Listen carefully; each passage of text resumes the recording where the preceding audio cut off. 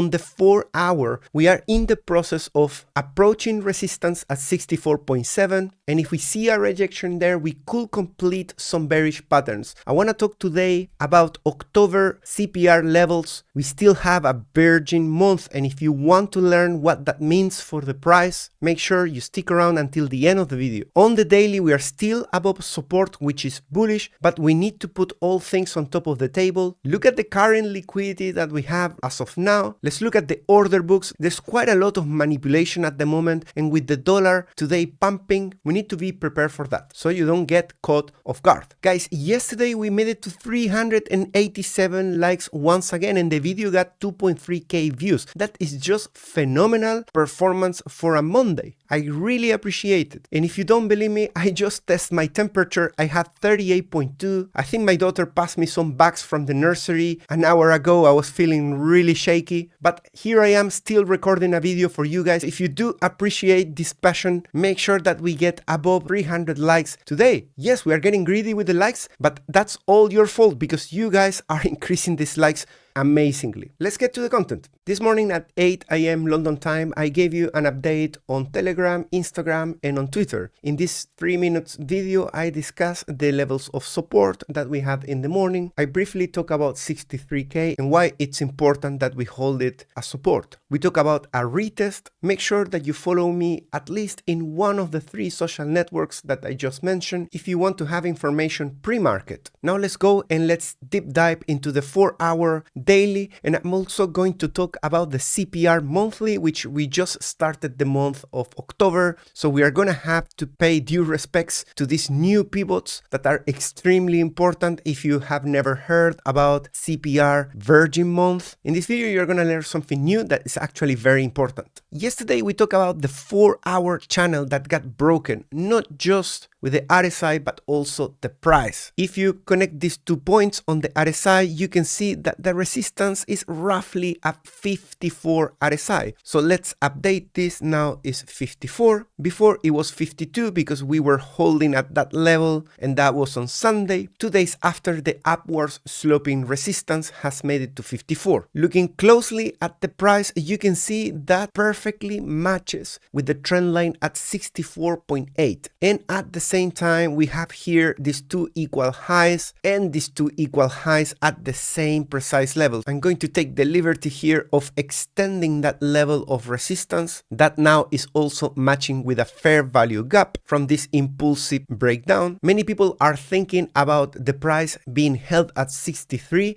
that's just going to be it. As of today, I'm increasing my chances for 63 to not hold, and in the rest of the video, I'm gonna give you some arguments so you can understand why I think 63 might not hold. And of course, I'll still mention some bullish catalysts that should play out at some point during October. Bear with me and let's have a look at the detail. Number 1, first we have done a heel in here, and then we have done a higher one, and we are bouncing off, and we have 64.7 once again as a resistance. What is this? This is a head and shoulders. So if we complete that head and shoulders and we were to go to 65k and people took profits at the fair value gaps and the price hit the resistance, both from the trend line, at the same time the RSI, which we say is RSI 54 on the 4-hour time frame, that is located again at 64.8. and we come back to 63 once again, then we have big chances that we go down. And here are a few arguments to think that is definitely possible. Number 1, we have the CPR monthly in here of October. And since during the full month of October, which has been just 2 days, we have never touched it, that takes the name of Virgin CPR pivots. And Virgin CPRs are quite rare. We could say less than 1 to 5% of monthly CPRs are never touched. There's been a few months where we never touched them, for example, in here, in this impulsive move. And where are those pivots located? Well, they span from 62K all the way to 59.5. Another thing that we need to say is in the month of September, we never touch first resistance of the CPR. The model says if you don't manage during a month to touch the first resistance, which was at 66.7, then the next month there is a likelihood that you could touch the first level of support, and that is located at 55K. 69K. And I know what you're thinking, I am bullish. Sure, I still remain bullish, but if we were to crash to that level, that will be a drawdown of 17. It will make things look a bit ugly for lots of traders, but when it comes to me, I can still see here that we have the low, the high, higher low, higher high. We go to 55, we still have a higher low on the daily. It doesn't necessarily need to play out. What I do think is that touching 62 is becoming very high probability. And if you are very bullish and you're thinking, what do we need to prove that October is bullish and that November and December have very high likelihood of becoming bullish, according to CPR model, what we need to do is touch 69K. That is what we need to do. Can we do it? I think so. I still think that in October we can make it to 69. If you've been watching my channel, I won't repeat it in every video, but we have plenty of arguments that are very bullish, starting with the whales withdrawing heavily, continuing with the long-term holders on this dump to continue to hold. There is no signs of distribution as of yet. If that changes and you follow me either on Telegram, Instagram, or Twitter, you're gonna be the first one to get to know that. Make sure you have a look at those links in the description. Don't fall for the scams in the comments or anywhere else. Never reply PMs from me. That's never me. Things look a lot better in the daily time frame. And you know what I think? When you have daily time frame looking better than the 4-hour, the 4-hour is great to give us early information. Sometimes that early information is not as good quality as the daily one. If you look at the daily, you can see that 52 RSI is our support. And in the chart, 52 RSI represents 62.7K, which is in confluence with the point of control. That's the line of support that we are currently holding. Probably the most important line in this messy chart. So could it be that the daily holds at 52 and it just goes to 62.8? It can be, but it's got at the moment lower likelihood. And if you stick with me, I'm gonna show you the rest of the information that might also change your mind. And as I say, whales are all fine. There's no distribution yet. Long-term holders, just a straight line taking no action whatsoever. And even the megaphone pattern just happened to give the perfect kiss to the top of the bull market support band. And this is bullish. This is on the weekly, but the weekly has plenty of days. We are just on Tuesday for the price action to do a lot more than this. We also prepare for weekly candles that go below and then they get bought up. We don't know yet. Here's the second potentially bearish news. For the short term, at least, we have progress on the bearish cross on the MACD. You can see in here that as of today, the mouth is still open, but it could happen that tomorrow or later today, if the price moves below 63, that it gets confirmed by the candle close of the daily. And if you focus on this cross in here, that cross in here, this cross in here, and that cross in there, all of them came with some decent pullback. And I'm not necessarily expecting that we have to do a pullback of over 20% like many people are expecting. I'm prepared as well mentally for a potential smaller pullback. Stay with me. I'm going to show you two more aspects. This one is going to come from the general markets. Looking at the dollar is currently on the weekly forming a bullish pattern here at the bottom. We have a W formation and this is on the weekly. I was not expecting after breaking down below here to push this high. We have this week to go back below 107 cents and then we are back into bullish for a potential massive rally of Bitcoin. But coming back above this says that this was a liquidity hunt and that could come with some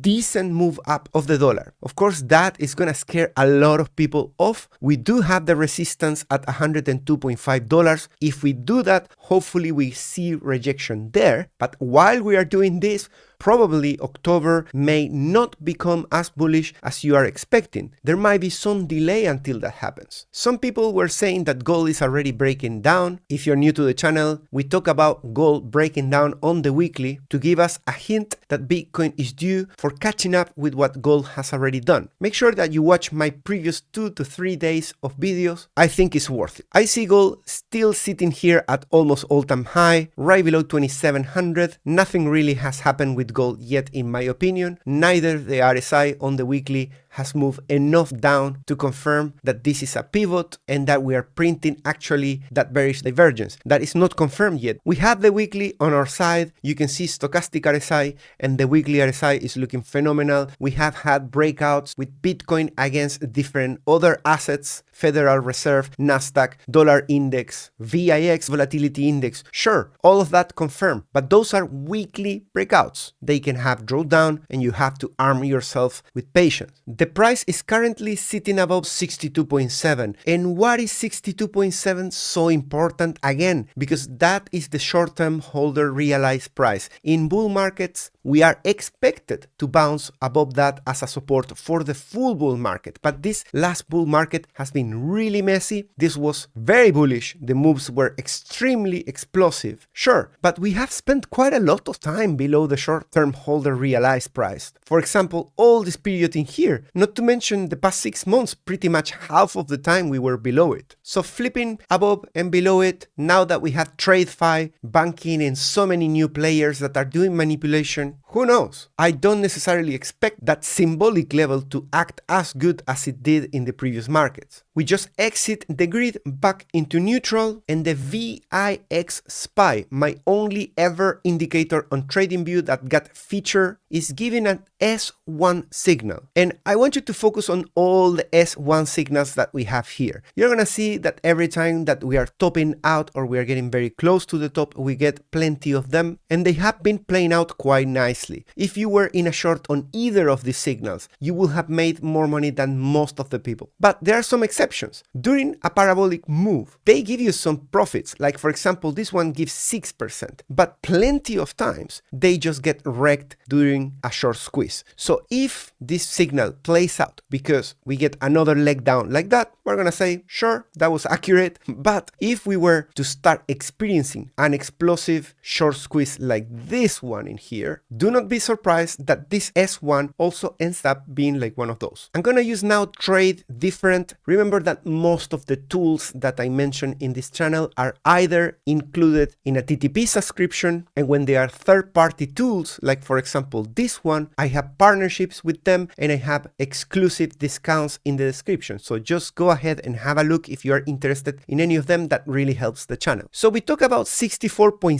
64.8 at the beginning of the video. That's the resistance, the line that we need to break above to prevent forming that head and shoulders that I show you on the 4 hour, right? 64.7.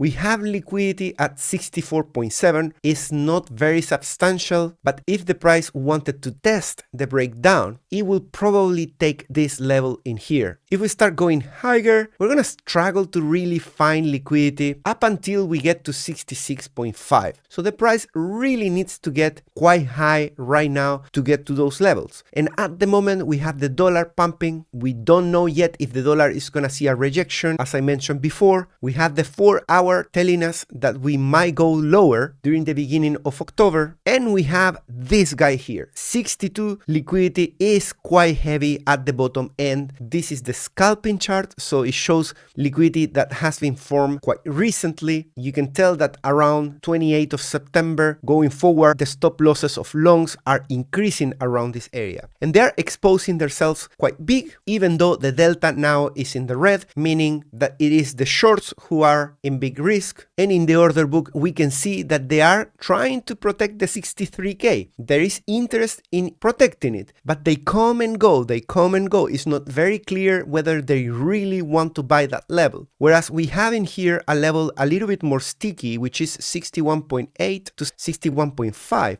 Why are they placing the orders there? There's no doubt that they are aiming to wait patiently for the longs to get hit right there, expecting a bounce from there. And that's why I'm talking about that 62K. There is people interested in that. You can see that our support on fire charts has reduced from roughly 40 million yesterday. Now it's barely 34. So it's getting thinner with time. Whereas the resistance at 67 is 38.5 million. And between the price and 65, there's a couple of levels of 20, 4 and 25. So I think it's possible that the price can go and hit that 64.7 and see a rejection. I also think that it's possible and likely that these unfortunate longs get hit just because the price is getting very close to that. It didn't have any problem taking 63.6 and that liquidity was smaller than this. Looking at the fair value gaps, you can see that the price could go towards 65, take this fair value gap, potentially seeing rejection there as long as the dollar continues pumping, and then the price could come and finally take up until 61. I forgot to mention, but the potential target for these head and shoulders from head to neck is roughly 59k, which is where we have this order block that starts from 59 and ends at 60k. Of course, that is subject to completing the pattern. We need now a right shoulder fully formed and breaking below 63k. I wouldn't call necessarily this area in here so tiny a proper right shoulder. One good news though is that the top traders that were shorting during this day, they are done with their shorting. That's very important. Typically, when you see one of these dumps from the tops, from top traders shorting, they open their position and then after that you see a consecutive red candle. And this candle was in red and it didn't even stick the red. The red now is gone, as opposed to this one on the 25th of September that stayed there and they changed their minds the day after. In this candle, they changed their minds on shorting Bitcoin during the same day. They took profits within that candle. And another thing that we need to really pay attention is for the global liquidity index. Yes, we broke out in here, as you can see from this trend line. The global liquidity index is this yellow line that I'm superposing above the BTC price. And underneath, I have connected the RSI with the global index in this way. By doing so, I can see that on the weekly, we were breaking out with global liquidity. But what's going on in here with the RSI is that it's coming back below the trend line on the weekly. There are plenty of days for this to bounce back up, but I do not want to see that all this intense liquidity that was being injected into the system now is being dragged back out of the system. Why is that? And a reminder that the Fed is still not in quantitative easing mode. You can see here that it saw a rejection on this trend line, so they are still not investing and potentially they're putting a new low when it comes to their investments. That means that the Fed, with their own pockets, are bearish on the market. The alts have been performing quite good. Bitcoin is holding at 63. As long as Bitcoin doesn't break structure, I anticipate that the altcoins might continue doing so. You can see finally we have a new high on the altcoin season index at 49. Previously we have 47, and in here we have once again 47. So that is a confirmed breakout with a retest at 31 if you have an imaginary trend line crossing this with a slope. The Bitcoin dominance saw a rejection at 58.5 and it has made all the way to 57.2, pretty much at the bottom of the range. If it breaks below 56.9 and it starts holding on this area, people are gonna start calling like crazy for the beginning of the altcoin season. I don't understand why the global liquidity index is coming down and at the same time everybody's screaming on Twitter that China is printing so much money that their stocks are pumping like crazy. How can that be at the same time that the dollar index is pumping? That is just crazy. They injected 140 billion stimulus. They had multiple rate cuts already and the stock market has seen one of the best days since 2008. Crypto Anoop is talking about the quarterly candles in 2024.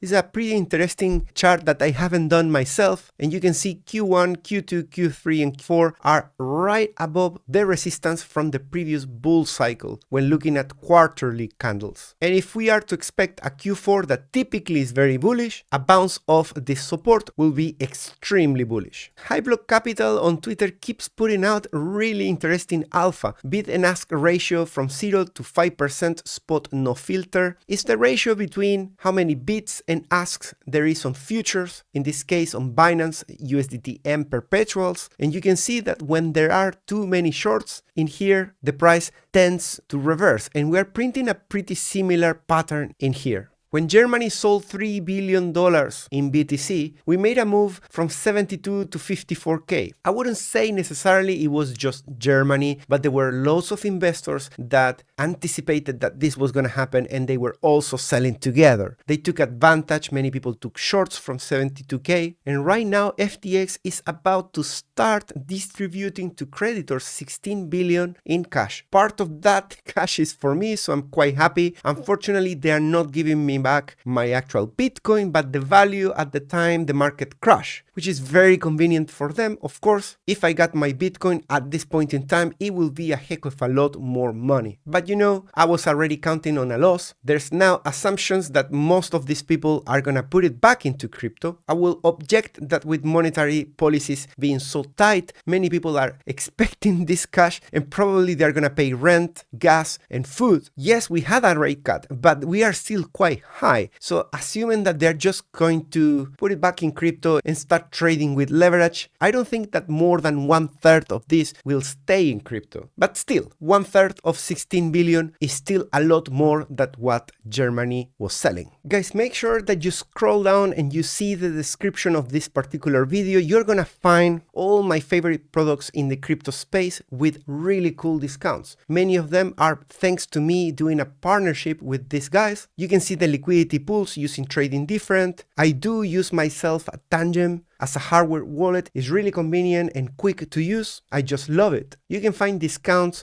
on most of the trading bot platforms. Have a look at the one on Gainium. This is the most advanced trading bot platform that I know. Have a look at some videos that I have put in the past, and do not miss my Bybit bonus of 30,000. Not to mention that if you have a Bybit account with my referral link in here, you can go to my website and get access to all my indicators for free, even get the highest VIP with call if you have enough volume. Join my Discord server to get more details and to get help from my team to get it all sorted. See you on the next one.